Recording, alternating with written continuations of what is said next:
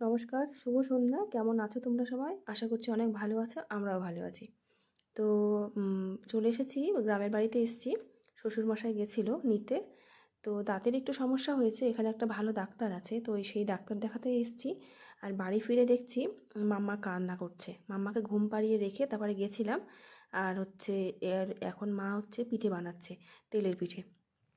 Doctor বলেছে 7 দিন দাঁতটাকে ঠিকঠাক করতে হবে, তারপরে গিয়ে দাঁতটা তুলে দেবে। আর এটা হচ্ছে আমাদের মাটির রান্নাঘর, আর এটা আমাদের ওই পাকা রান্নাঘর। মাটির রান্নাঘর বলতে এখানে মা খড়ি ঠড়ি দিয়ে রান্না করে, মানে কাঠ ঠাট দিয়ে রান্না করে। আর এখানে গ্যাসে রান্না করে।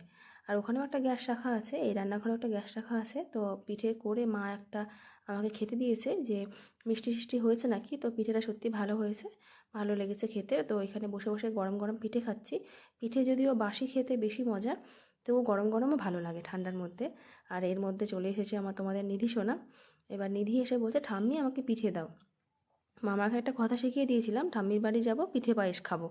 তো এটা এসেই বলছে যে ঠাম্মি পিঠে পায়েস দাও, পিঠে পায়েস খাবো।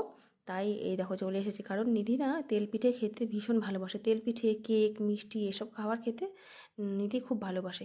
এখন আমি বলছি যাও বাটি নিয়ে এসো, তাই বাটি আনতে গেছে। ও কিন্তু জানে কোথায় বাটি থাকে। বাটি আনতে গেছে, এখন বলছে ঠাম্মি আমাকে পিঠে দাও। তো গরম গরম এখানে বসে পিঠে খাচ্ছি, ভালোই লাগছে।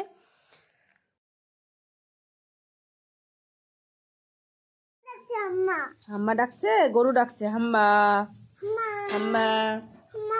ও বাবা, কি সুন্দর পিঠে! তুমি খাবে? কটা খাবে মা? আমি এটা খাবো না, ঠাম্মিকে বলো ঠাম্মি পিঠে দাও। মা মান ঠাম্মিকে বলো ঠাম্মি পিঠে দাও। এটা দাও আমাকে। তুমি খাবে? খাবো খাবো দাও। একটু গরম হোক, ঠান্ডা হোক, গরম না, ঠান্ডা হোক, খাও। পাশের বাড়িতে একটা গরু আছে, গরুটা না রাত্রিবেলাও দেখি ডাকতে থাকে মাঝে মাঝে। সে ডাক শুনে নিধি শুধু বলছে হাম্মা হাম্মা করে গরু ডাকছে। তো এখানে এসে কিন্তু নিধি বেশ ভালোই খুশি হয়। আশেপাশে অনেক বাচ্চা আছে, তারপরে ছাগল, গরু, মুরগি টুরগি অনেকে আছে আশেপাশে, ওইসব দেখে কিন্তু খুব খুশি হয়। তো আমাকে নানা রকম প্রশ্ন, শুধু প্রশ্ন আর প্রশ্ন, এটা কি, ওটা কি, সেটা কি, আর নতুন নতুন মানে ওয়ার্ড শিখছে। আর মানে এত প্রশ্ন করছে, মাথা খারাপ করে দিচ্ছে প্রশ্ন করে। এটা হলো পরের দিন সকালের ভিডিও। সকালে বলতে এখন হচ্ছে 9টা বাজে।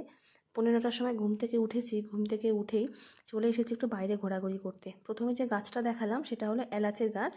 আর এটা হচ্ছে একটা কলমের কাঁঠাল গাছ। কাঁঠাল আবার ধরে আছে কি সুন্দর দেখো, একদম মাটিতে পুরো মানে মাটি পর্যন্ত চলে গেছে, একটা একদম গোড়াতে হয়েছে একটা কাঁঠাল। তোমরা এলাচের গাছ আগে কখনো দেখেছো কি না আমাকে কমেন্টে জানিও। তো কাঁঠাল গাছটাও বেশ ভালোই লাগছে, কারণ কাঁঠাল খেতে আমার ভীষণ ভালো লাগে। আর এইটা হলো আমাদের গোয়াল ঘর ছিল আগে, এখন তো গরু টরু নেই। আর এইটা দেখছো, এটা হচ্ছে কমলালেবুর গাছ। কমলালেবু কিন্তু এখন ধরে না, আগে যখন ধরতো খুব বলে মিষ্টি হতো শুনেছি। মা বাবার কাছে শুনেছি, আমার হাজব্যান্ডের কাছে শুনেছি নাকি কমলালেবু যখন ধরতো ভীষণ মিষ্টি ছিল। আর এইটা হলো আমার শ্বশুর বাড়ি, আমার স্বপ্নের বাড়ি। তো আমার ভীষণ পছন্দ। এই বাড়িতে যতবার আমি আসি ততবারই আমার মানে বিয়ের দিনের কথা মনে পড়ে, বউ ভাতের দিনের কথা মনে পড়ে। আমি যখন প্রথম এসেছিলাম এই বাড়িতে, সেই দিনের কথাটাই মনে পড়ে আমার। আজও যেন মনে হয় যে এই বাড়ির নতুন বউ আমি। আমার 5 বছর হয়ে গেছে বিয়ে হওয়া, তবুও আমি যখন আসি এই বাড়িতে তো আমার এই কথাটাই মনে হয়।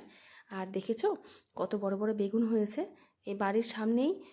গাছগুলো লাগিয়ে দিয়েছিল মা, তো লম্বা লম্বা সুন্দর সুন্দর বেগুন হয়েছে। আর কি বলো তো, ভিডিও করে রাখতে, ছবি তুলে রাখতে না আমার ভীষণ ভালো লাগে, জানি না কেন। মানে ভিউ টিউ হবে এরকম কোনো কারণ নেই, সত্যি কথা বলছি। আমার মানে ভিডিও করতে ভীষণ ভালো লাগে, বিভিন্ন রকম ছবি তুলতে, ভিডিও করতে। তো বিভিন্ন রকম গাছ লাগানো আছে চারিপাশে, আর প্রচুর ফুল ফুটে আছে, প্রত্যেকটা গাছেই ফুল ফুটে আছে। দেখতে ভীষণ সুন্দর লাগে বাড়িটা। চারিদিকে প্রত্যেকটা গাছে ফল, প্রত্যেকটা গাছে ফুল, মানে ভালোই লাগে দেখতে। আর এই দেখো বেড়ালটা এখানে কি করছে বুঝতে পারছি না। সাদা সাদা বেড়াল, প্রত্যেকটা সাদা সাদা বেড়াল সব কালো হয়ে গেছে, কারণ মানে সব বাড়িতে তো এখানে মাটির উনুন আছে, মাটির উনুনে ঢুকে যাচ্ছে, গরম গরম গরম লাগবে ঠান্ডার মধ্যে, ওই জন্য প্রত্যেকটা সাদা বিড়াল দেখছি কালো হয়ে গেছে। আর এই দেখো তোমাদের আবার দেখাচ্ছে আমাদের এলাচ গাছটা বেশ বড় হয়েছে, কিন্তু এখনও ফল আসেনি। আর এই দেখো আর একটা বেগুন ধরে আছে। লম্বা লম্বা বেগুন ভালোই লাগে খেতে, যেহেতু সার ঠার দেওয়া নেই, একদম সার ঠার মুক্ত এইসব বেগুন। আর এটা হলো দুপুরবেলার ভিডিও। মাকে বলেছি যে আমি আজকে দুপুরবেলা ভাত খাবো না, সাদা পিঠে তার সাথে আলুর তরকারি খাবো, টমেটো দিয়ে লঙ্কা কাঁচা লঙ্কা দিয়ে যে আলুর তরকারিটা হয় নর্মাল রুটি খাওয়ার, মানে সেই তরকারি দিয়ে এই সাদা পিঠেটা খাবো। আমার খুব ইচ্ছে হয়েছে খেতে। তো পুরো পিঠেটা করা হয়ে গেছে, লাস্টে আমি একটু বসেছি করার জন্য, কারণ সাদা পিঠেটা তৈরি করিনি আমি আগে কখনো, তো মানে জানি না এখন ঠিকঠাক হবে কি না আমার হাতে। তো চলো, আর দেখতে পাচ্ছ মাটির উনুনটা, এই উনুনটা একদিকে জাল করতে হয় আর দুই দিকে মুখ আছে, দুই দিকেই কিন্তু ভালো মতো হিট যায় আর দুই দিকেই রান্না করা যায়, বেশ ভালো লাগে উনানটা। আর ঠান্ডার দিনে তো এখানে বসে রান্না করতে দারুণ লাগে, বেশ গরমটা একদম সামনে আসে। আর মাম্মা এখানে বসে বসে নানা রকম আবার প্রশ্ন, এটা কি ওটা কি, আগুন জ্বালিয়েছো কেন মা, ওটা আগুন, লাল কেন, ওটা কি রক্ত, মানে লাল রঙের জিনিস দেখলেই ওভাবে রক্ত। যেমন ইলেকট্রিক বোর্ডের মধ্যে যে লাল রঙের যে ইন্ডিকেটারটা জ্বলে, সেটা আমি বলি ওকে রক্ত, কারণ রক্ত দেখে ভয় পায়। আর ওই রক্তের কথা বললে ও কিন্তু আর ওই বোর্ডে হাত দেয় না, এই জন্য এই কথাগুলো বলি। বড় হলে আবার ঠিক হয়ে যাবে জানি। তো চলো দেখি, চেক করি পিঠেটা হয়েছে কি না। দেখো ছোট একটা একদম দিয়েছি, কারণ একদম শেষ এটা হয়ে গেছিলো। মা সব পিঠে করে নিয়েছিল, তো আমি ভাবলাম যে লাস্টেরটুকু আমি তৈরি করি। মা বললো যে হয়নি, আর একটুখানি জাল করো, ওপরটা একটু কাঁচা কাঁচা লাগছে।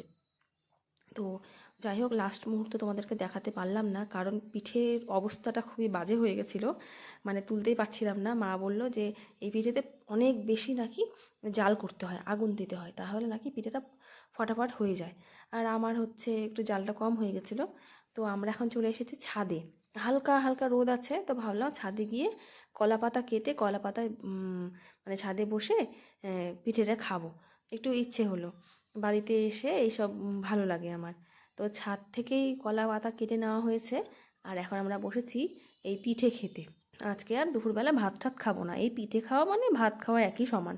আর এখানে মা করেছে শিম আলু ভাজা, আর সেই সাদা আলু, মানে সাদা সাদা না, ওটা এমনি আলুর তরকারি, তোমাদের বললাম না যে বলেছিলাম মাকে, ওই আলুর তরকারি করেছি। দুর্দান্ত লাগছিল গরম গরম পিঠের সঙ্গে এই তরকারি দিয়ে, তারপরে আলু ভাজা, এই আলু শিম ভাজা, এই কলা পাতায় খেতে কী যে মজা লাগছে। আর আমি যখন এখানে আসি তখন আমি চেষ্টা করি নিধিকে সব রকম জিনিস উপভোগ করানো, কারণ আমরা এত শহরে থাকি ওইসব তো দেখতে পাই না। গ্রামের পরিবেশ কেমন হয় ওকে পুরোপুরি আমি উপভোগ করার চেষ্টা করি। আর আমরা আসবো বলে বাবা আগে থেকে নলেন গুড় নিয়ে রেখেছিল। শুনেছি বাবা মার কাছে নলেন গুড় নাকি আগে আমাদের বাড়িতেই তৈরি করা হতো। এই বাড়িতে প্রচুর নাকি খেজুর গাছ ছিল, সেখানে সবাই হচ্ছে খেজুরের রস পেড়ে বাড়ির সামনে রেখে যেত, আর ঠাম্মা হচ্ছে খেজুরের এই রস জাল দিয়ে গুড় বানাতো। তো যাই হোক, সেসব তো এখন অতীত, এখন তো সব কিনেই খেতে হয়, তবুও এটাও বেশ খেতে ভালোই খেতে। এই তো খাওয়া দাওয়া হয়ে গেছে, নিধিকে এখন একটা কমলালেবু দিয়েছি, কমলালেবু খাচ্ছে। ভিডিওটা ভালো লাগলে অবশ্যই একটা লাইক করে দিও, আর কমেন্টের মাধ্যমে জানাতে পারো, আর ভালো লাগলে সাবস্ক্রাইব করে দিও। আজকের মতো এইটুকুই, দেখা হবে নেক্সট ভিডিওতে। তোমরা কিন্তু সবাই খুব ভালো থেকো, হাসি খুশি থেকো, আর আজকের মতো টাটা, দেখা হবে নেক্সট ভিডিওতে।